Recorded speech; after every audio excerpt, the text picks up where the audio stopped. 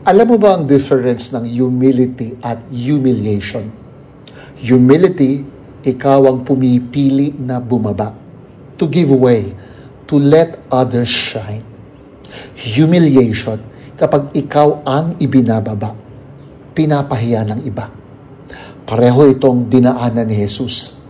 Sa Luke chapter 14 verse 11, sabi ni Jesus, ang nagpapakataas ay ibababa at ang nagpapakababa ay itataas.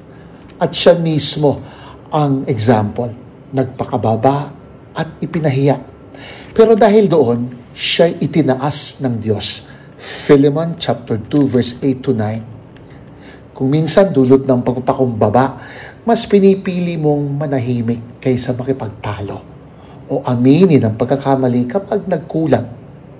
In true humility, hindi kailangan magkunwari at hindi rin kailangan magyabang.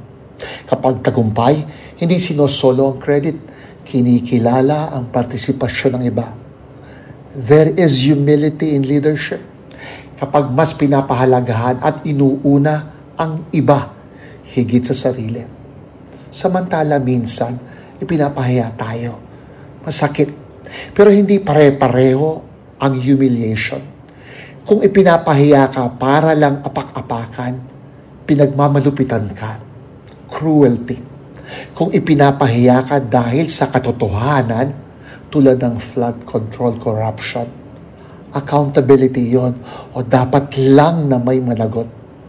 Pero kung ipinapahiya ka sa kasinungalingan, panilin lang ang tawag doon. At doon natin mas nakikilala si Kristo. His humiliation became our salvation.